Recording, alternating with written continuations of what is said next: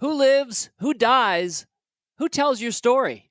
Runs that poignant lyric from the American hit musical Hamilton. Who tells your story?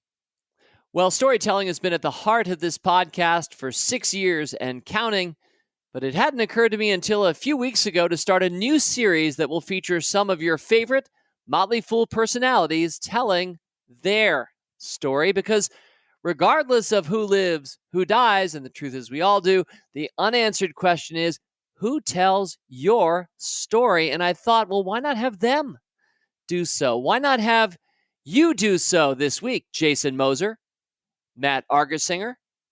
Where'd you come from? And if you had to tell your story in just exactly 150 words, about 10 sentences, how would you tell it? And what does the stock graph of your life look like? And what were the 3 key moments that made you into the investor that you are today? Telling Their Stories, Volume 2, kicks off this week only on Rule Breaker Investing. It's the Rule Breaker Investing Podcast with Motley Fool co-founder David Gardner. And welcome back to Rule Breaker Investing. I'm excited about this week's show. It's going to be a delight to share my friends Jason Moser and Matt Argersinger and their stories with you. I love your stories. We have so much fun mailbag every month, often hearing your stories. To have people who are some of our better known analysts, advisors, personalities, people you've gotten to know on Motley Fool Live or hosting our podcasts, that is a lot of fun. So I'm looking forward to telling their stories. Volume 2 this week. I want to mention last week, of course, I picked my 29th 5-stock sampler, 5 stocks to teach rule breakers. And those stocks are up 1% so far in the first week. Only problem, the market's up 1.5%. So we're just slightly underwater, but you know we're not playing the 1-week game here. I do want to mention that, of course, the name of this podcast is Rule Breaker Investing, and it keys to the Motley Fool Rule Breakers service. And you should know, as a regular listener, you can get 67% off our Rule Breakers service. You can just go to http:// do people still say that anymore? I just did rbioffer.fool.com. I see Rick Engdahl, my producer, shaking his head. No, people do not still say http:// anymore. Old school. Speaking of 5-stock samplers, next week's show will be a Review-a-Palooza show. 3 past 5-stock samplers will be reviewed. 5 stocks for the coronavirus from 1 year ago, 5 stocks for the age of miracles from 2 years ago, and then 3 years ago, we'll be closing out 5 stocks I own that you should too. So we'll be discovering together whether you should have owned those stocks over the last 3 years that I own, and how are these samplers doing. I'll mention one of them quite poorly, actually. The other 2, wow. So I look forward to sharing and learning and sharing the learning with you next week. All right, well, without further ado, I want to remind you of the 3 building blocks of the Telling Their Stories series. The first one is 150 words exactly, in your own words, telling the story of your life. That's building block number 1. Building block number 2, hey, we're all investors, right? My dear listeners, you are too, and all of us understand the concept of a stock graph. But what if instead of graphing a stock, you were graphing your life?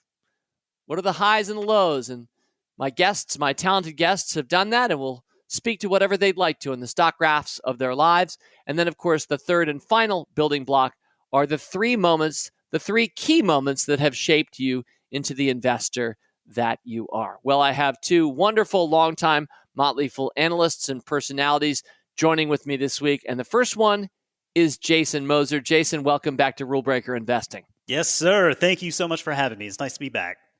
Well, Jason, it's a pleasure to have you back, and I dropped you a few notes over the weekend, said, are you ready? You're really going to write exactly 150 words to capture the Jason Moser story? I believe you've done so. Can you confirm? I have confirmed it. I will confirm, yep. Excellent. So, well, thank you very much. And, before we get into it, could you just briefly remind us how you're spending your time at the Fool today? How I'm spending my time at the Fool, it's I'm doing a lot of things. Thankfully, they keep me busy. The 2 primary responsibilities these days: I'm the lead advisor for our augmented reality and beyond service, as well as our next gen supercycle service. And the next gen supercycle service is geared towards 5G technology. So we're pursuing really that big market opportunity, whereas augmented reality is focused on immersive technology and stuff like that. And then I get to spend a lot of time doing some of our great shows, right? I get to host Industry Focus on Mondays, do Motley Fool Money on Fridays, and a little bit of market foolery in between, and every once in a while, a little impromptu showing on something like Rule Breakers Investing.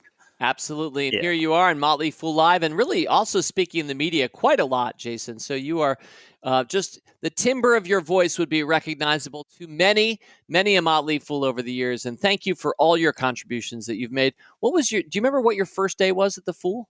I do. As a matter of fact, it was as memorable as they come because I don't know if you remember this. It was 11 plus years ago, but do you remember when we had the tour of the world via cuisine?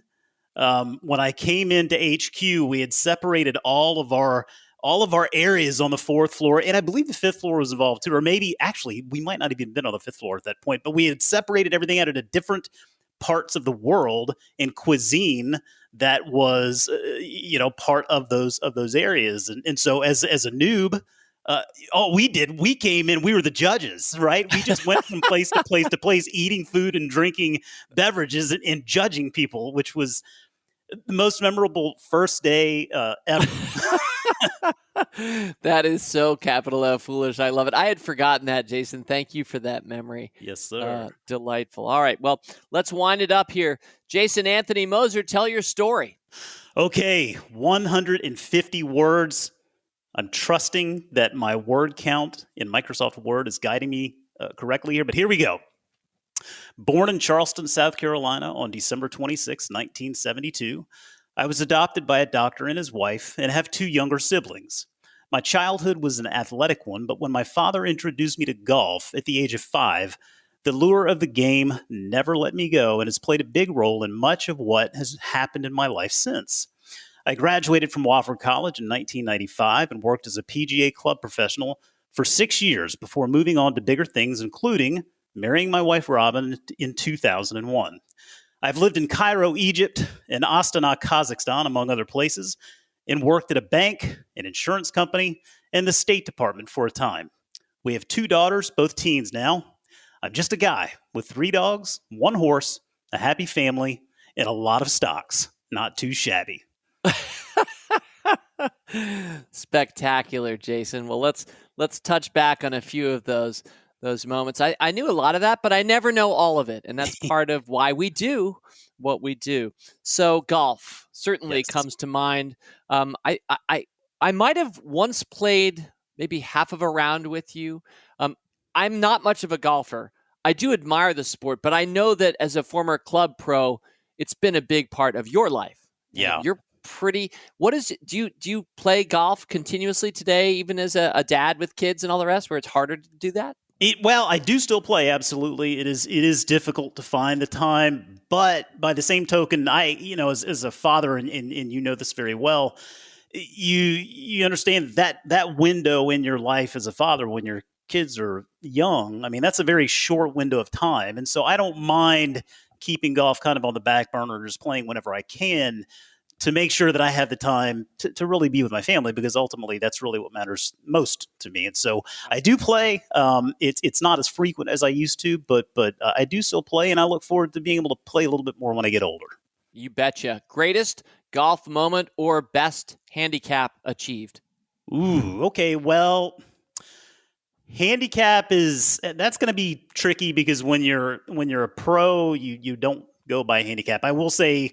See, I don't know these things. Yeah, What do you mean? well, because you're a professional, you're basically playing at scratch all the time. I mean, you're just playing straight up, no handicaps. Wait, you don't get a handicap? No. I thought everybody playing golf gets a handicap. Well, as amateurs, we do, and thankfully, I've gotten my amateur status back, so I'm able to play to a handicap. But at the top of my game, I mean, it was, I was able to break par on a fairly consistent basis, which was a lot of fun. And then there have been a lot of great moments. I mean, I've played a lot of terrific courses, but for me, one thing I just have always enjoyed is playing golf with my dad. And we had a 7-year stretch here recently over the last decade, where we played 7 straight years at a member guest tournament down at his club in Albany, Georgia, which it was just such a wonderful stretch with 7 straight years, never a rain day. I mean, it was just the best weather possible. So that just stands out to me as a time that just was a lot of fun. And honestly, he's my favorite golfing partner in the world, right? So anytime I get to go tee it up with my dad is a good time. Jason, I did not know that you were adopted. You mentioned that briefly. Do you remember when you were first told? I'm always curious about that, by your parents. Hey, we adopted you, Jason. Yeah, it's funny. I don't specifically remember because they told me as soon as I was able to comprehend it. And I, like I said, I have 2 siblings. They were adopted as well. All 3 of us from different families. Wow. Just a situation where my mom and dad just, they weren't able to have kids. I mean, that's one of those things, I guess. So they just told me whenever I was able to comprehend it. And for me, it's always been, some people, I guess, could have hangups or concerns with it. For me, I was always, I've always looked at it as a blessing. I mean, I was adopted by a doctor and his wife. I mean, I've been on a golf course all my life. Like, I literally hit the jackpot. And so for me, this guy, this man and this woman who taught me everything I know and got me into golf and investing and sent me to college. I mean, it's just, life has worked out very well. So for me, it was a real blessing. And, hey, listen, I'm very, very grateful that things worked out the way they did. Spectacular. Now, you mentioned Kazakhstan, and I think a lot of us who may not have known anything about Kazakhstan may have learned a little bit more, although I don't know if it was real when Borat came moving in 2006. I believe it was banned and maybe still is in the nation of Kazakhstan. It's possible. It wasn't necessarily a Chamber of Commerce winner for the country, but I'm curious, you mentioned State Department, like, how much time did you spend in Kazakhstan and how the heck did you get out there? Okay, so we were in Kazakhstan for 2 years. My wife works for the State Department. And so in 2002-ish or something like that, she had the opportunity to move to Egypt for a post there at the embassy. And at the time, we didn't have any kids. We didn't own a home, and it was just the 2 of us. And we thought, well, hey, that's an adventure. And so we did that. We went to Egypt, and we were there for 3 years. Wow. And then we had an ongoing assignment to Kazakhstan for another 2 from there. And so that was the impetus behind it. And so while we were doing that, that's when I got the job with the State Department and was able to work there during our time at those 2 embassies. But yeah, I mean, if you want to get really meta, David, I mean, this is kind of funny. I'm not sure if Borat was actually banned in Kazakhstan. I absolutely can believe it was.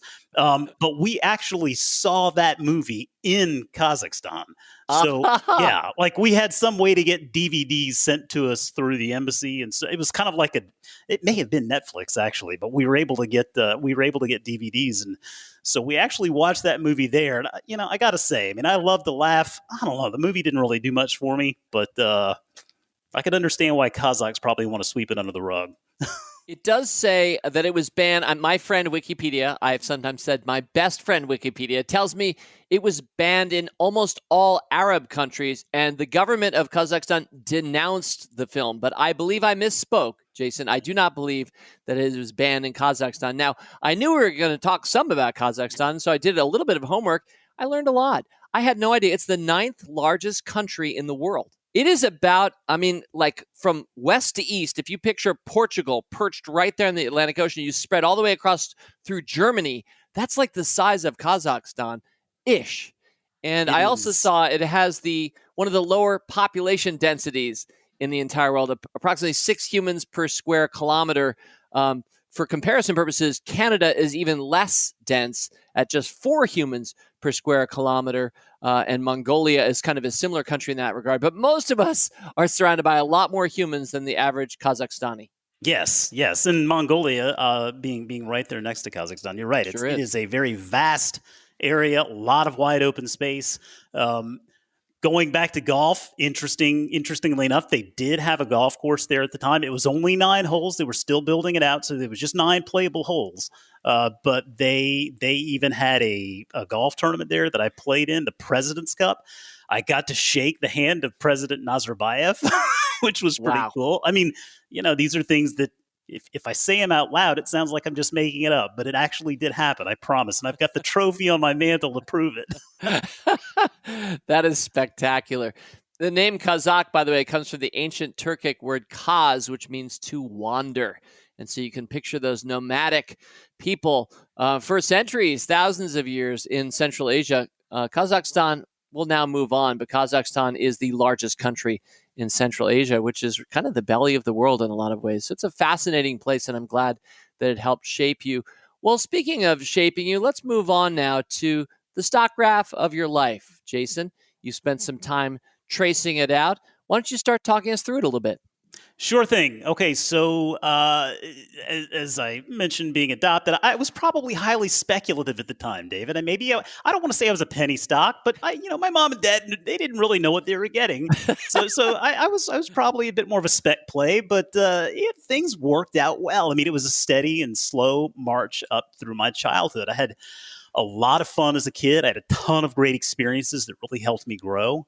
As I mentioned, it was very athletic, played all sorts of organized sports from soccer and basketball to baseball and swimming, Cub Scouts, Boy Scouts, was even able to travel abroad. So my life as a child, I mean, it was a lot of fun and a steady and slow march up. When I got to high school, I think that trend continued.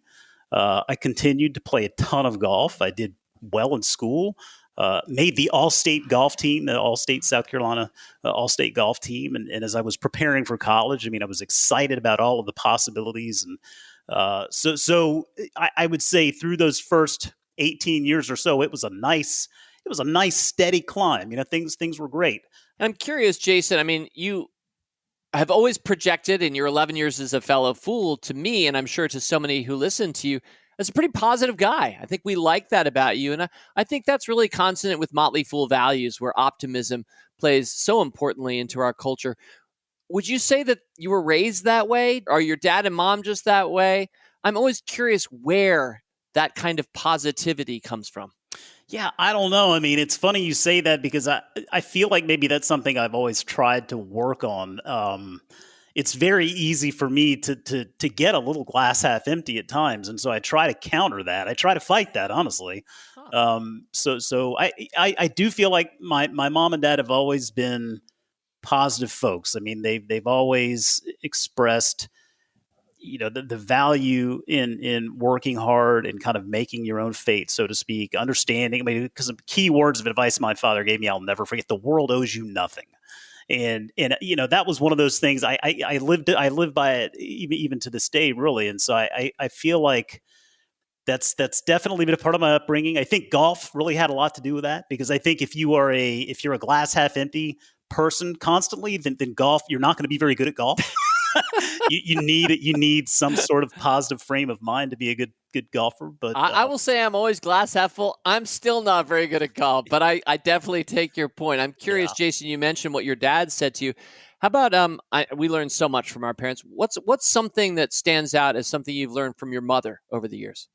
Oh, wow. Geez, so much. I mean, my mom, one of the things I always brag on her about, and it's even to this day, I mean, this may seem not like much, but to me, it's huge.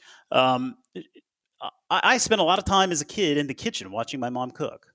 And, I learned a lot about how to cook, about how to handle a home, how to take care of things around the house and whatnot from her. But really, cooking was something that she gave to me that it stuck. And so even to this day, I mean, my wife would agree. I am the cook of the family, and I mean that's something I am very proud to be able to give my family. Is just it's a way I can contribute. So yeah, I mean they both have taught me so much. I will say too. I mean, my mom went through she went through cancer a while back. I mean, it's been probably 15 years, I think now. But that was another stretch of time where, going back to the power of positive thinking, I mean, I watched her go through that and keep her head up and stay strong and it just didn't get her down. And it's just another one of those examples of when you can really you fight that glass half empty tendency. If you can just try to look at things with a little bit more of a positive lens and fight. Thank you for that. Yeah, I mean, we learn so much from our parents. It's hard even to pull those things apart, but often it's not even what they're saying, although that counts too. It's what they're embodying. Yeah. How they're living their lives. And yeah. What a wonderful thing to pick up. I have absolutely no skills in the kitchen. Oh, I don't want to man. blame my mom, but she didn't really spend much time in the kitchen. Well, so. well, that was the beauty. Like, I mean, my father being a full-time doctor, my mom she was the full-time homemaker. Now, I don't mean to say that's all she did, because she also, my father running the laboratory at the hospital, he's a pathologist. He kind of ran his own business there in a sense, and she basically ran the books for him. So she was a part-time homemaker, part-time accountant. But even to this day, she and I will swap recipes. And folks, I mean, listen, I like McCormick a lot, David. There's a reason why I use this stuff religiously. I mean, I'm using something from McCormick every single day in this house. Yeah, spectacular. And it has been a wonderful stock for investors. And indeed, it's a longtime pick of mine in Stock Advisor. Yep. So October 2014, and it's been a market beater. It is a great company. You are truly living the McCormick life. Talk about making our portfolios reflect our best vision for our future. That's a great one. Well, Jason, you're getting into your adult years. Yes. Yeah. Well, so college, I would say, is probably... College was the first time where my life I started sort of kind of treading water a little bit. And maybe I had a tremendous time in college. I loved it. 4 great, wonderful years, and I'm very grateful for my degree. But I would say I was probably treading water a bit more. There was the first time school ever really challenged me. And then golf became immensely more difficult because school was so challenging and the level of competition was so much stronger. I had a long distance relationship going on. So there were a lot of things that, while it was very enjoyable, I don't know there was a tremendous amount of growth maybe. I mean, it just felt like I was kind of treading water a little bit. It was just a very challenging time from a number of different angles. So your stock's going sideways there. Maybe so, yeah. A little ebb and flow there for a few years.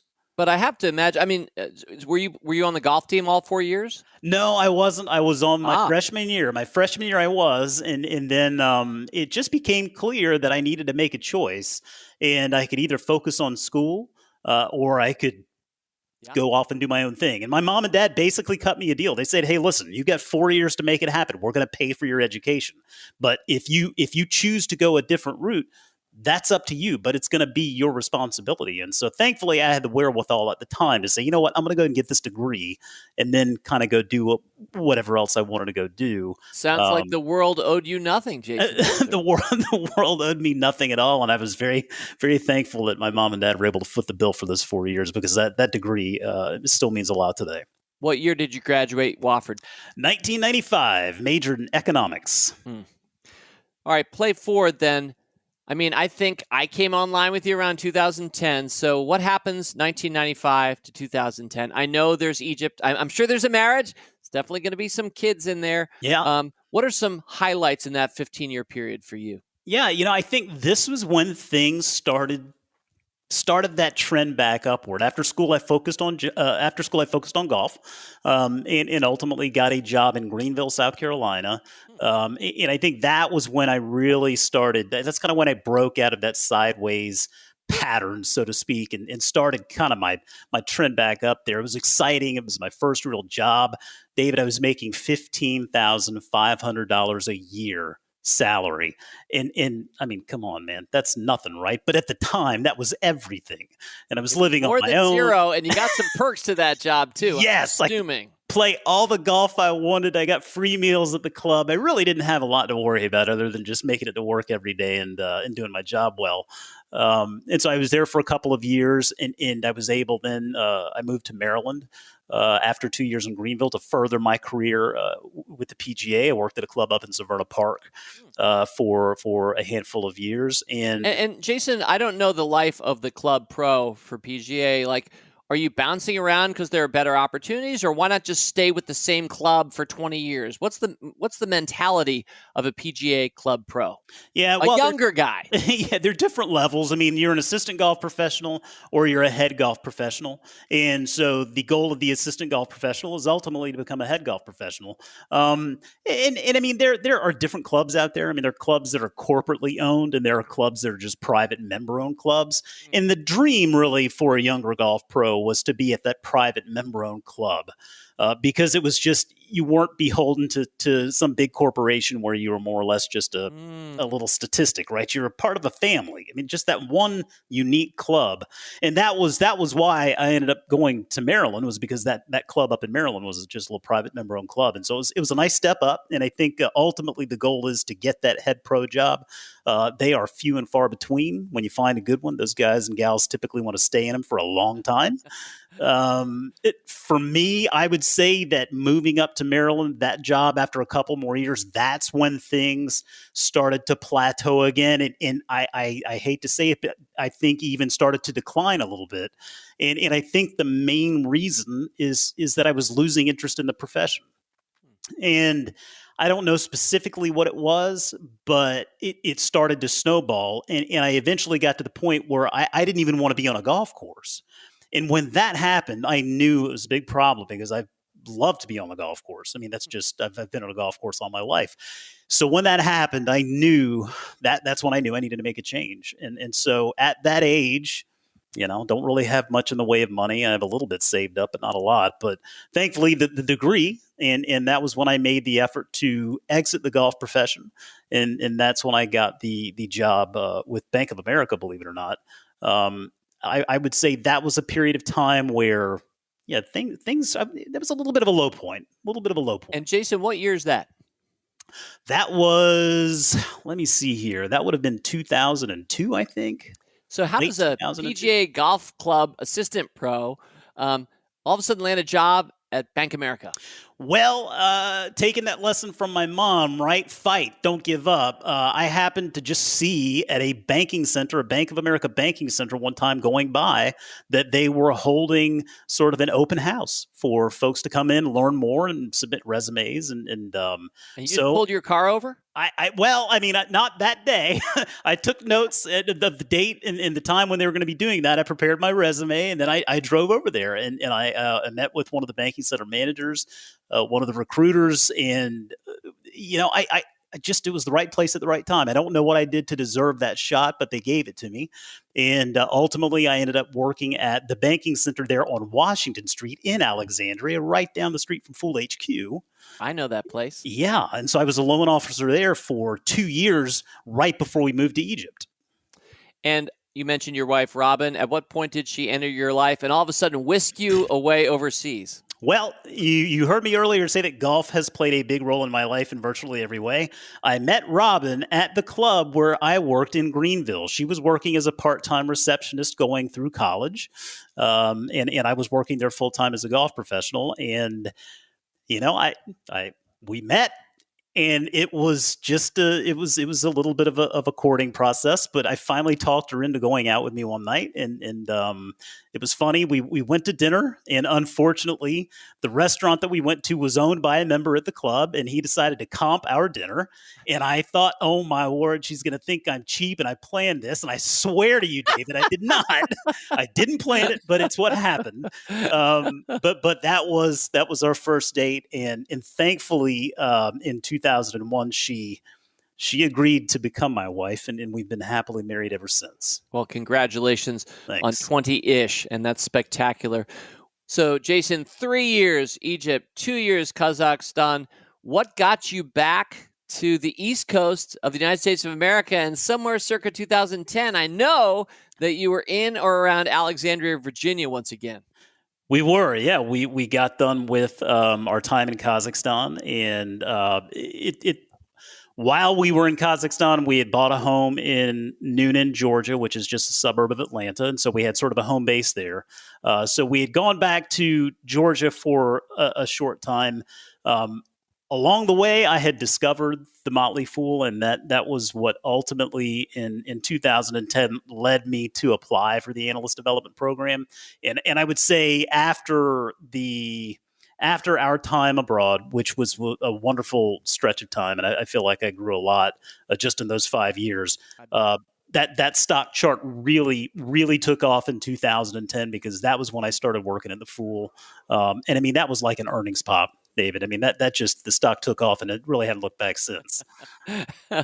That's spectacular, Jason. So here you are. I'm doing the math. I'm placing you kind of mid to late 40s. Is that an accurate representation of Moser today? That is correct. I'm 48. I'll be 49 in December. Wonderful. So, well, what a 10 years now, 11 years it's been, Jason, and thank you for that. There's a lot of overlap from one section to another within our 3 building blocks. Let's now move on to the 3 key moments that have made you the investor that you are. What's number 1?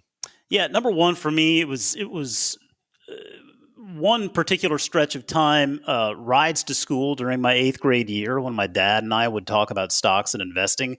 It was just a point in time where my dad was able to take me to school in the morning. That wasn't very often, but I remembered it vividly because it was something that didn't happen very often. So for my 8th grade year, he would take me to school in the mornings, and that's when he and I would talk about this stuff. And that's really what lit the fire. I mean, when I look back, that was where my interest was really peaked. Early days. Yeah, I mean, 8th grade. I mean, it just money. I started taking an interest, and he was telling me about how the stock market worked. And as a physician, he'd found some interesting stocks in the medical arena, and he was excited, and that excitement was contagious. No pun intended.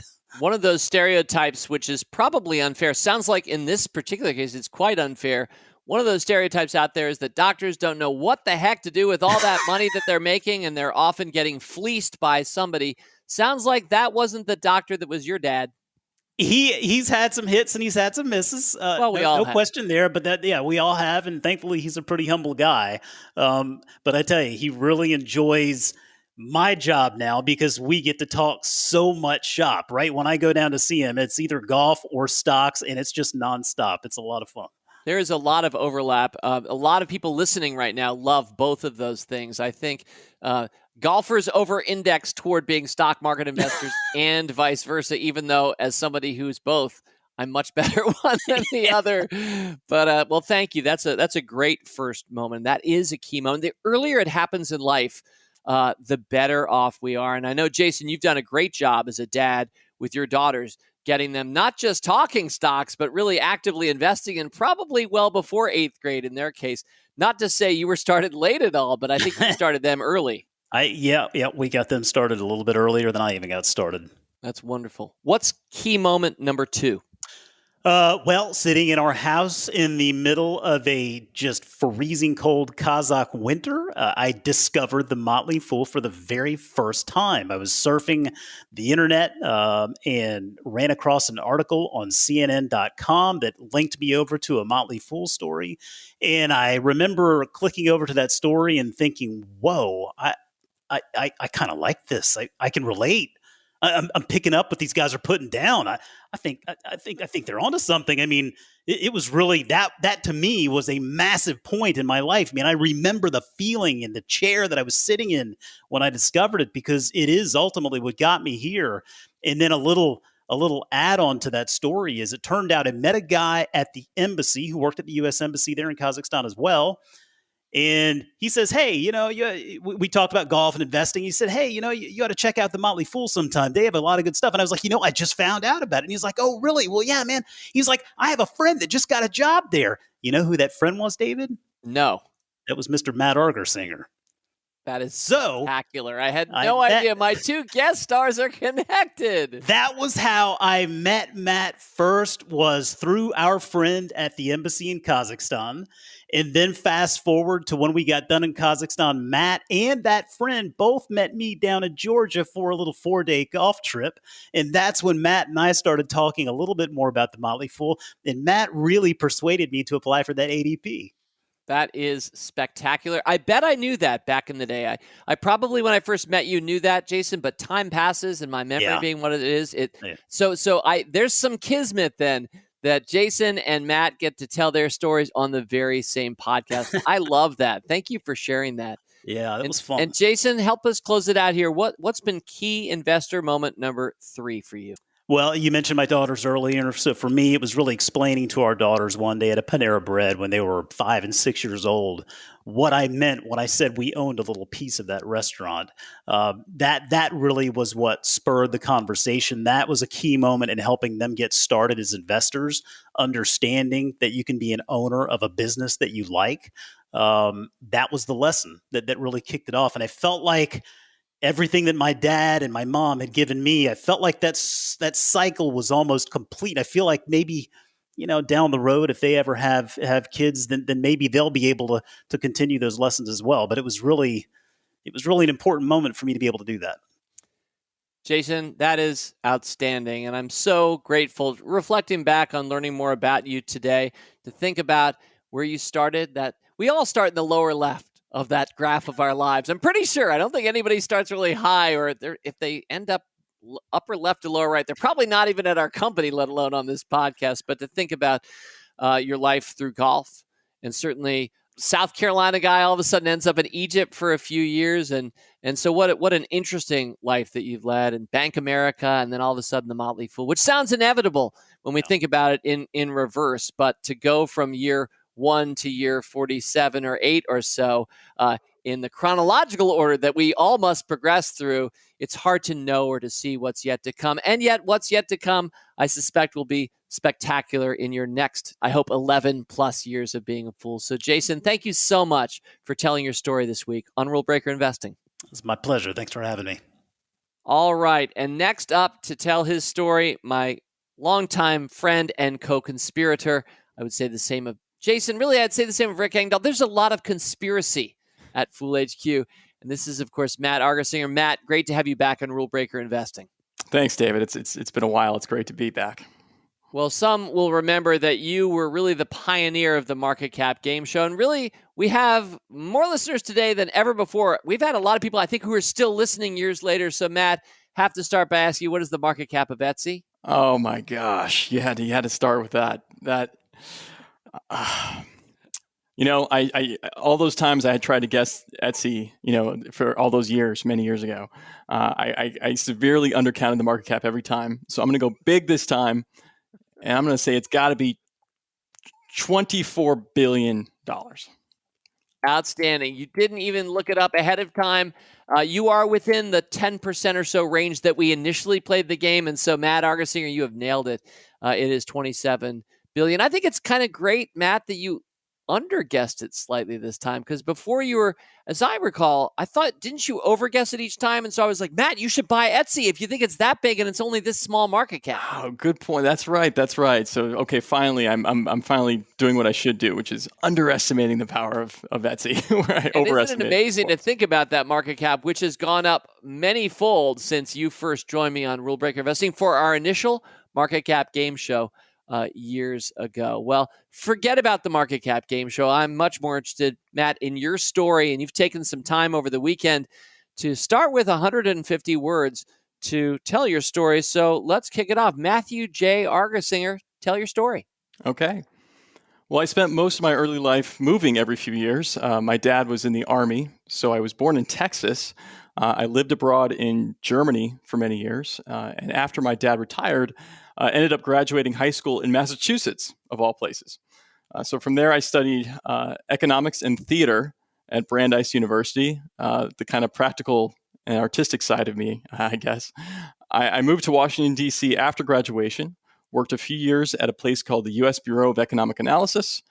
I met my wife serendipitously while we were both cast in Biloxi Blues, the famous Neil Simon play, at the Little Theater of Alexandria, which is right down the street from Fool HQ. I joined the Motley Fool in January 2008 as an analyst and had the tremendous fortune to work with you, David, on several occasions over the years, and that, I think, has made all the difference. Well, that is very kind, Matt, and I'm going to share a personal detail myself in a minute or two that connects us further. I neglected to ask you, just to remind all of our listeners, a lot of fools will already know this, how you're spending time today at the Fool, because you and I, yes, have worked together on services Supernova, some stock advisors, some rule breakers over the years. But, and I know we're going to get this later, there's no question that this is running through your life, but the world of real estate and an opportunity to help us open up a whole new part of our company, Million Acres, that's where you're spending your time these days, right, Matt Argersinger, on the Million Acres? That's right. That's right. That's where I spend probably 90% of what I'm doing these days at the Motley Fool is real estate investing. Million Acres, it's our real estate arm of the Motley Fool that we started a few years ago, and we've launched a couple services since. Millionacres.com is a great place to go if you want to learn, get free articles about real estate and really learn about all aspects of real estate investing. So I was excited that as the company, we kind of moved into a new asset class and explored that a little bit for investors. Well, and we were delighted that we had somebody who was so foolish, capital F, so knowledgeable and passionate and interested in that subject, and certainly real estate investing underplayed at the Motley Fool our first 20 years or so, in part because Tom and I aren't really real estate guys. I mean, we love the stock market, and that's what we knew. But over the course of time, we kept meeting, getting to rub elbows with smarter and smarter people in other areas of the world. And sure enough, Matt Argersinger is one of them, adding value through real estate today. But that 13-year Motley Fool career and counting, one of the happiest things that I've been part of in the last 13 years at the Motley Fool. Matt, I mentioned a personal detail. So you and I have both been on the stage at the Little Theater of Alexandria. And I'll just mention that a year or two before we started the Motley Fool, I had a role in the musical Big River, which is, of course, the retelling of Huckleberry Finn. And I was one of Huck's friends. I had one solo song, Arkansas. The technical name of the role of the person who sings Arkansas in Big River is Young Fool.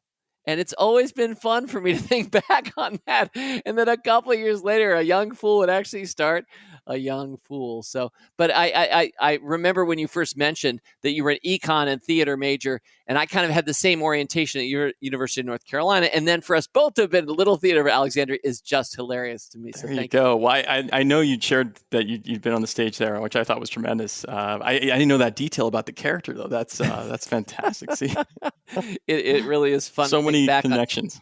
That's true. Now, Matt, sort of an army rat, a guy who traveled a lot because of course, his dad's calling. How did that shape you as a person? Did you have to, I mean, the cliche is that you had to constantly make new friends, and you strike me as more of an extrovert. So I would think that you were good at making new friends, but it can also be hard as a kid. What was it like?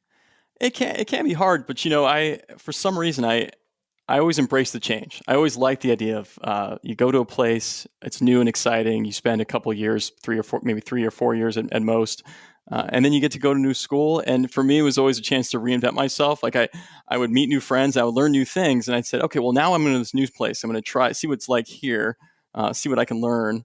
And I got joy in that. I think it's interesting when I think about. I had a younger brother at the time who didn't like it as much as I did. But I always liked the chance of sort of reinventing myself in a completely different place where no one knew who I was. And so you're kind of that. You also had that mystery guy, because oftentimes, especially later in life, I would go to a new school where the students had been together for years and years, and all of a sudden this new kid's joining out of nowhere from weird places like Germany. And it was kind of kind of neat to be in the international man of mystery at some points during my life. So you mentioned being born in Texas, and obviously you mentioned Germany. I know you speak German, for example, have added value to Motley Fool Deutschland as well. So lots of contributions from you, Matt. Where else? A few other ports of call for you? We spent some time in Arizona, in Kansas, Italy for several months, and Germany twice, and then ended up in Massachusetts. So kind of bounced all around. Now, I know that you're a sports fan, and I'm pretty sure you're a pretty big New England Patriots fan. I know we haven't seen each other in the office for a year or so, but it wouldn't have been unusual for you to be rocking some piece of Patriots paraphernalia. I'm assuming this time of the year, the Red Sox, you have definitely adopted Boston sports. I have adopted, and part of that is that's kind of my dad's origins are from that area. So that's the connection. And I remember when we were living in Arizona when my dad was still in the Army, and we went to a Patriots game at the old Phoenix Cardinals Stadium, and it was the one game the Patriots won that year. They went like 1-15. This was like 1993. I want to say it was Bill Pre-Belichick. Parcells' first year. Yeah, and so they went 1-15. But I went to that game, and I was 12 years old, and it was a blast. And I think since then, that was the bug, right? I had heard my dad yell Boston sports for most of my childhood, but that was the game where I was like, I'm a Patriots fan. I'm living in Arizona, but so wherever I go, we ended up going to Germany and other places. I was always kind of a Patriots and Red Sox homer. That's awesome. And Matt, I know we're going to touch on this as we hit the 3 key moments, making you the investor that you are. But I'm just curious, your associations with money as a kid or growing up. Did you have parents who were talking about the stock market or not? So my parents didn't really talk a lot about money or the stock market, but I do remember that my dad would always watch the Wall Street Week show with Louis Rukeyser, kind of Friday evenings. Right. Oh, there you go. So so from watching that, and Louis would always talk a little bit about what happened during the day in the market or the week in the market, and then he'd have great guests. And for whatever reason, I just enjoyed sitting with my dad and watching that show. Later on, as a kid growing up, I had a lawn mowing business for a while. I'd mow people's lawns in the neighborhood. I had a paper out, and so I was fortunate enough to have these jobs as a kid where money became sort of like I want to save money. And unfortunately, a lot of that money went to video games and comic books at the time. So I didn't really save a lot or invest a lot of money. But I kind of learned no regrets. No regrets at all. And so I kind of learned the concept of making money and opening a bank account, for example, pretty early on as a kid. Well, Matt, as I'm wont to do with this series, I'm already probably stealing a little bit ahead of the stock graph of your life. How can we not talk through it? But let's return there. And by the way, Jason mentioned how he first met you. So you have to mention a certain meeting that Jason had with a friend of Matt's in the American Embassy in Kazakhstan. But start us out. I'm assuming you're starting in the lower left. That's the way most of these stock graphs work. Sure. So yeah, if I start in the lower left, I would say stock graph is very volatile early on because I'm moving around. I'm meeting new people. I'm kind of navigating this topsy-turvy route through life. And I think to me, I could never really embrace any sort of style or process because I was being exposed to so many different things and people. And so I would say, one day I felt like a small cap growth stock. Another day I probably was like a lumbering large cap that pays a big dividend, right? So I didn't really know where I was going. It was kind of, zigzagging around and no good direction, no great prospects, just sort of figuring out my way through the life of a chart, at least early on. Okay, so up and down, maybe even looking a little cyclical, even though they're made out of in cycles. It's just That's up and right. down and up and down. And was there a moment where you started to find the person that you would one day be? Well, I think I was probably a late bloomer. So I'm very up and down. I go to college, and in college I take a finance class and a couple economics classes. This is at Brandeis. This is at Brandeis, right? And so, and as much as I loved Brandeis, the experience and the classes I took, one of the things they really impart with you at Brandeis and many other fine institutions is the efficient market theory, and the idea that individual stock selection is not really, it doesn't give you any advantages. You're better off just buying a market index because that's just the way of the world. All the information is known. Why even speculate in stocks or with business? And that was so I feel like my stock graph kind of stagnated big time for probably for several years. And then something extraordinary happened towards the end of my college, which is a long ago ex-girlfriend happened to buy, and you'll love this, of course, but she happened to buy the Motley Fool investment guide, the first paperback edition. I feel like it was a stocking stuffer for Christmas. And the thing is, I didn't read the book for a long time. It kind of stuck on my shelf. And as I was going to study abroad in Denmark towards the end of college for a semester, I decided to take several books with me that I hadn't read. And I said, okay, I'll take some books to read on the plane, and maybe when I'm over there. And I just so luckily have Motley Fool Investment Guide was one of the 5 books that I took with me when I went to study abroad. And as I'm in Denmark, and I'm enjoying studying abroad in the city of Copenhagen, which was amazing. One day, it was a rainy day. I recall I just happened to crack open the Motley Fool investment guide, and it was just so. In the way that I understand rule breaking, it felt so rule breaking at the time because it was just such a departure from what I had thought about markets and how they function in the stock market and selecting individual stocks. And so, I came back to that from that trip, and I graduated school shortly after. And I said, well, I love investing. I have this new love for investing, and of course I'm going to buy individual stocks. And so that's kind of what I did. Now, I still don't know what I was doing really well, but I had a little bit of a guidepost at that point. So I feel like my stock chart started to go up into the right a little more after that point. And Matt, what year did you graduate Brandeis? 2002. 2002. One thing that I learned from you about Brandeis, I didn't know that much about it, is it is a university it's non-sectarian, it is co-ed, but it's sponsored by the Jewish community. I think about half of the students identify as Jewish. I'm just curious if that shaped you or changed you in any way, shape, or form. Somebody who admittedly had already been through lots of different cultures and is in maybe a new one right there. It was interesting to be at a school that was majority Jewish. I think when I was there, it was probably at least 60% Jewish. I relished the opportunity to learn about that culture, and I kind of participated in the culture. I made great friends and learned and went to spend holidays with them with their families, and that was just such a great, interesting new perspective for me. But it wasn't the reason I went to Brandeis. Certainly, it wasn't anything that I took away other than I made great friends, learned about a new culture, and that things like that I think really color your life as you go forward. You having those different perspectives and those experiences. You bet. All right, Matt. So you said 2002 to Brandeis, and I know we talked about 2008 at the Motley Fool. So let's move to this part of your stock graph, which is kind of a mystery to me. 6 years. The only thing I know for sure about those years, Matt, is that you had a mutual friend with Jason, some dude hanging out in the American embassy in Kazakhstan. But what was Matt Argersinger doing during those 6 years? So I got a job shortly after graduation at the U.S. Bureau of Economic Analysis down in D.C. So I'd been to Washington once as a kid, just to tour it. So it was exciting to get a job in a new city, leaving Boston, coming down to Washington, D.C. And the job was great. It was a great first job. I spent most of that time crunching numbers, calculating GDP and trade balances and things like that. It was an interesting job.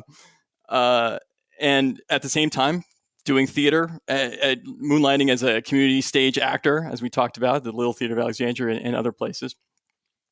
And yes, to that story with the Jason Moser connection. So a longtime high school friend of mine from Germany that we remain in touch and still really close friends to this day.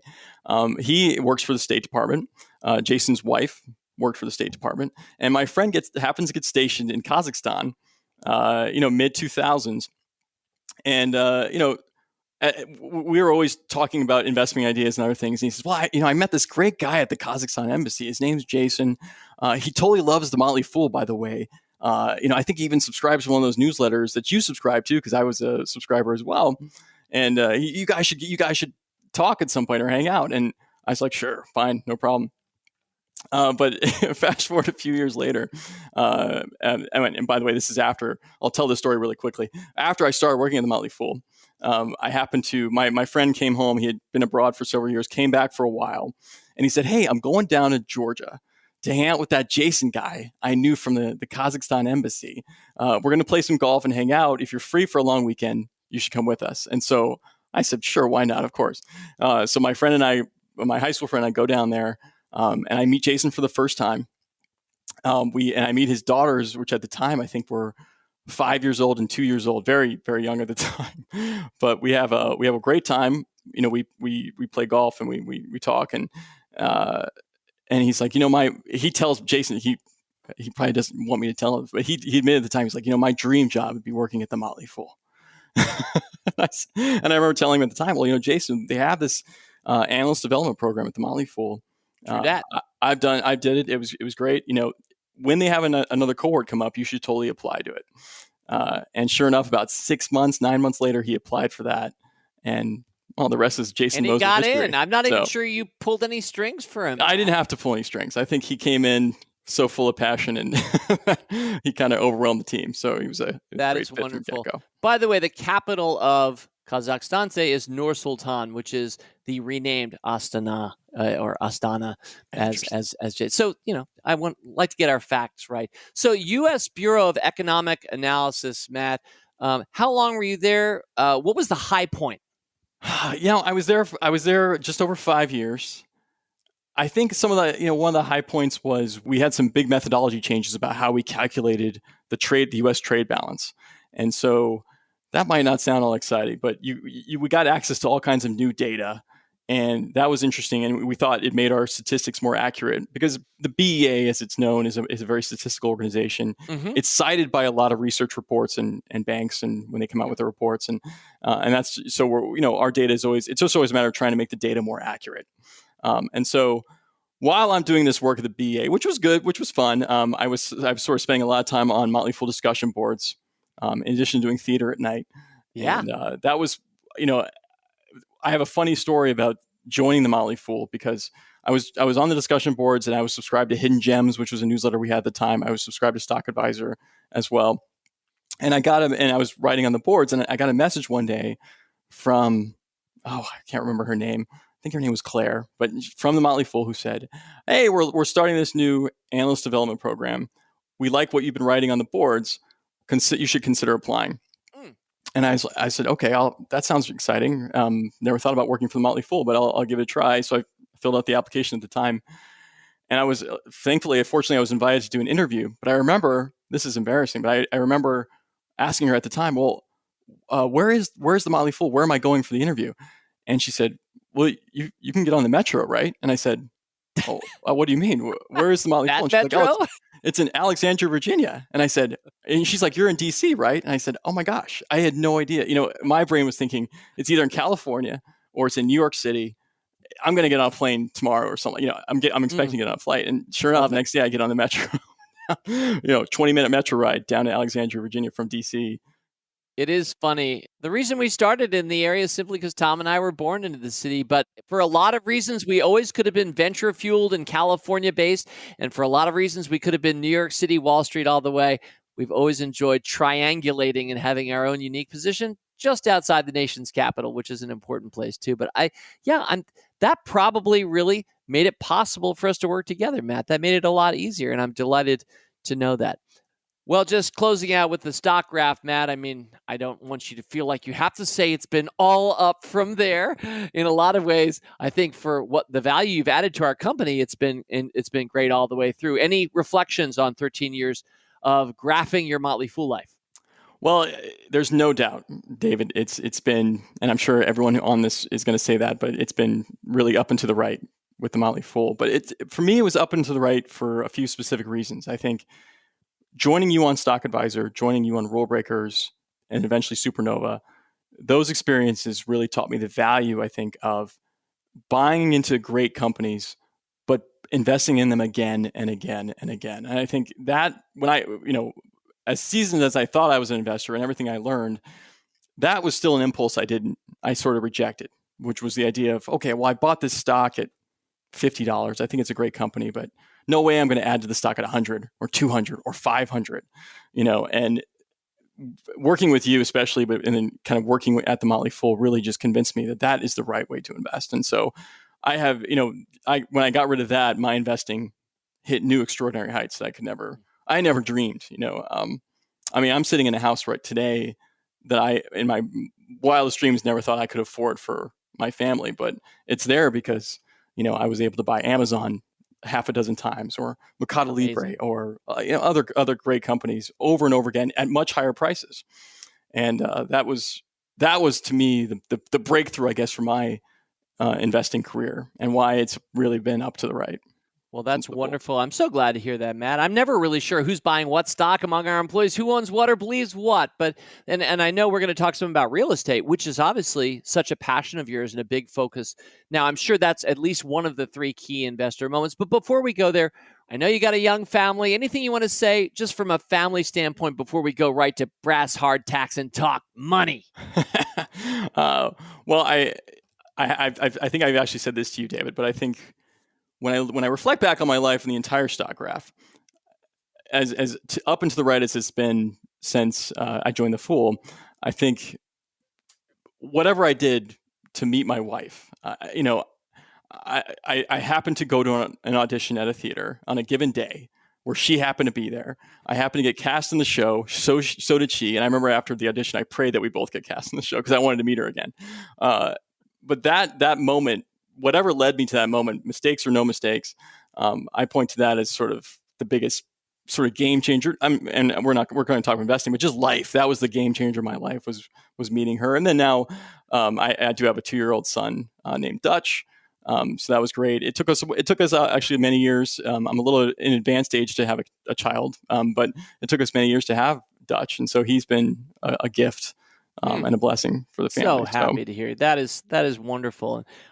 Ever since I first heard the name Dutch, I just thought that's awesome, and I love the name Dutch. I mean, what a home run name and home run kid. So good for him, and thank you for sharing that, Matt. And let's go to the 3 key moments that have made you the investor that you are. What's number 1? So I mentioned, that stock investing wasn't too big when I was a kid, but it was around the time I was, having my paper out and doing my lawn mowing. I did manage to save some money. And so I did want to buy my first stock. And this was probably when I was 11 or 12 years old. And the stock I wanted to buy, I think you'll appreciate this, David, is a company called Sierra Online, which was a computer game company. They made great games like King's Quest and Space Quest. And these were the games I was playing when I was in elementary and middle school. And I was delighted to learn that they were publicly traded. And so I saved up, I want to say it was $500, which to me seemed like the world, of course, when I was 11 or 12 years old. It's a lot of work. But my parents convinced me that you can't buy stock in a video game company, Matt. You have to buy a stock in a Japanese company because the Japanese companies are taking over the world. And so instead of investing my $500 in Sierra Online, which I really wanted to do, I invested in a company called Wang Laboratories, which in about a year after I bought it went to zero. Oh my God. Or almost zero. They were trying to turn around. I remember at some point. It might have, but it was the early to mid 90s where it was, the Japanese market crashed and it wasn't until many years later when I look back at Sierra Online that if I had bought that stock, it went up, I think it went up 4 or 5x. And then it was eventually bought out by another company that I think eventually turned into Electronic Arts. It gets a little shaky there, but so later on in life, many years later, after I cleared my head of the efficient market thesis and was at the Fool, it was one of those things that said, I'm only really ever going to buy companies I love and that delight me and that I can understand. And that was a little bit of so that's why I point back to that moment. It's sort of a pivotal moment, investing moment for me. Great one, Matt. Now, I was just looking it up. Wang Labs, a Massachusetts company. I mean, assuming you were in and around Massachusetts at the time, that had to be Wang. They weren't a Japanese company. They weren't it almost sounds like it could be a Chinese name. It happened to be an immigrant, An Wang, who started Wang Labs, and it was a sensation for some decades. It was listed as part of the Massachusetts miracle, if that's a phrase that comes trippingly to your tongue. So maybe my parents were onto something. But the investment didn't work out for me. No, I totally understand. It did not end well for Wang Labs, but what a great takeaway and learning. And any little kid is saving $500. I mean, back then, back in our day, Matt, and I'm a little bit older than you, so maybe I should say back in your day, you probably weren't pulling down a lot of dollars per hour. So $500, that's substantial effort to have that saved. And I can appreciate your parents' point. I kind of see it up to a point, but ultimately you pulled away the important lesson that helped guide you from there. What was key investor moment number 2 for you? So this one's probably not going to be that interesting only because I really did mention it, but it really was taking that Motley Fool investment guide with me when I studied abroad. And, I have to, it's in an odd way, I have to thank the ex-girlfriend at the time who, for whatever reason, I don't know why, I should ask her, I shouldn't, but, why did she buy that book for me? Why did she give me that book? And because it was just so out of left field. But that, the arc of my life investing life made such a difference to me. Just having a chance to read that book while in school. So, well, that's so much fun for me and for Tom to hear. And certainly, whether it was a radio show we were doing back in the day, AM radio and then NPR, or the books that we wrote, we never knew who was listening. or who was reading. It wasn't until we really launched with Stock Advisor, which was a service that was ours. It wasn't a product of Simon & Schuster. It wasn't a product of National Public Radio. It was our subscribers. And when they sent their credit card our way, we knew who was our customer, and then they would renew from one year to the next. And as you well know, Matt, because you came some years after that, Rick Engdahl knows because he was around for even longer. But that shift of business models from sort of a free ad-supported site with other people's products, other people's books, Simon & Schuster, other people's shows and PR, to the Motley Fool subscription, starting with Stock Advisor, such a critical moment. And gosh, we launched as a newsletter in July of 1993. It took us about 9 years to get back to our original business model, which remains mainly how we butter our bread today, although Million Acres, among others, has a couple of different business models in play for our company today. Well, thank you for highlighting that one, Matt. I'm so delighted to know that. And I mean, were you inclined to read investment books? I know you were partly an econ major in college. Did you go on to read some other books? I did. I mean, beyond that, of course, I read several of Peter Lynch's books, the Buffett books, Shelby Davis. I kind of went on a tour of all the big investing greats. Yep. So, well, you have. I'm not going to say assiduously avoided because I don't think you would, but you haven't really mentioned your life in real estate. And we're getting to key investor moment number 3. So I hope you're going to wrap in your present calling and where that came from with this one.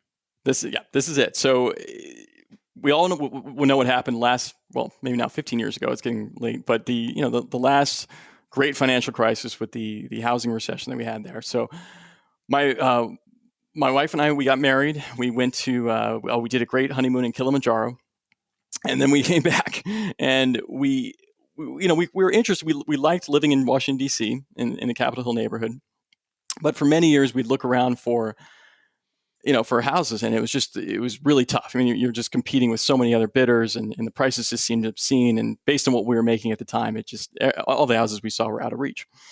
But we come back and we found a house, and it had been on the market for some reason for a while. And in DC, in the older parts of DC, all the houses, as you know, David and Rick, they often come with an English basement apartment that you can rent out. And so we sort of said, okay, well, we could buy this house, rent out the basement apartment, and probably afford the mortgage, or at least almost afford the mortgage. So we made an offer. We ended up getting the house.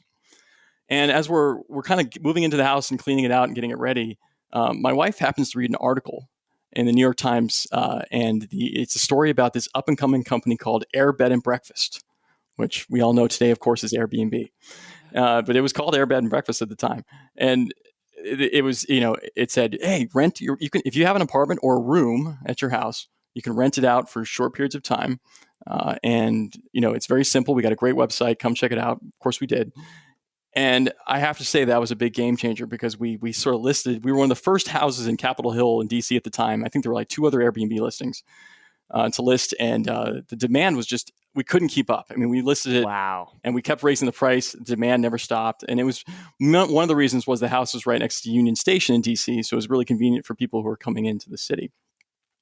But the success we had with that really propelled us into real estate. We ended up buying a couple more houses. We recently bought this house that we live in, but that became sort of a pattern for us. We were looking for opportunities to sort of house hack our way into real estate investing by buying, renting out, renovating, and doing that. And today we have several rental properties throughout the city. I was able then to learn about commercial real estate investing, so I've done some of that as well over the years. And then, of course, that all led to a few years ago, several of us here at the Motley Fool launching Million Acres. We thought we finally had a good amount of real estate knowledge to pass around. There was some technology and regulatory changes in the market that really opened up the real estate market for retail investors. And so that if I had not done that, what we did with my wife, now 12 years ago, which buying our first house, I don't think I'd be here focused on real estate as much as I am today. So that was the other key moment. I love that Gene was the one who read the article in the New York Times, just like an ex-girlfriend handed you the Motley Fool investment guide. It is the distaff side of your life that is driving the professional achievements in your life. And that's just a spectacular story. Thank you for sharing that. You're also reminding me, Matt, I would love to have you back on an episode maybe later in the spring or early summer, just talking some about real estate investing and what you've learned with Million Acres and what you're doing. A lot of people listening to you right now, about 2/3 of whom are in the U.S., but 1/3 of our listeners are international, global. But everybody has a chunk of real estate near them or an opportunity to drop down an airbed in and around the place that they live. And certainly a lot of people are. Airbnb, a recent stock pick for Motley Fool Stock Advisor as well. But Matt, we should have you back on and talk real estate investing because it's been way too long and it's too interesting and too relevant. So thank you for sharing that. I would love to do that, David. And I'm sure you'll ask me about Etsy's market cap again. And I got to make sure I nail it again. So. Well, Matt, this was a delight. Thank you so much for coming on Rule Breaker Investing and telling your story. I know there's no way ever to capture it all, and I always find myself with more questions at the end, but time being what it is, we're going to call it right there. Matt Argersinger, thanks again for joining us on Rule Breaker Investing. Thank you, David. Well, again, thank you to my friends, Jason Moser and Matt Argersinger. Not my friends, yours too. You got to know them a lot better this week. And a reminder that coming up next week, it's going to be a Review-a-Palooza episode. Yep, we're looking over 5 stocks for the coronavirus, 5 stocks for the age of miracles, and 5 stocks I own that you should too. But I think I want to reiterate one thing here at close. If you're an investor, and the truth is we are all investors, whether we know ourselves by that name or not, we are all investing our time and our money in things throughout the day, every week, every day. So I should say that if you have switched on to that and you recognize that you are an investor, maybe it took a chance meeting in a Central Asian embassy to switch you on, you will realize that your story will inevitably be shaped by the investing that you do, that stock stories and our stories become intertwined, weave their way through our lives. And here's one more key insight. Boy, if it isn't also true that the more investing you do, and the more care that you take with it, and the better you do, that story of your creation has a better and better chance of being a story with more and more possibilities in life. Oh, the places you'll go. And a story, I hope, with a very happy ending. So to close again with a Hamilton lyric, and when you're gone, who remembers your name? Who keeps your flame? Who tells your story? As always, people on this program may have interest in the stocks they talk about, and the Motley Fool may have formal recommendations for or against, so don't buy or sell stocks based solely on what you hear. Learn more about rule breaker investing at rbi.fool.com.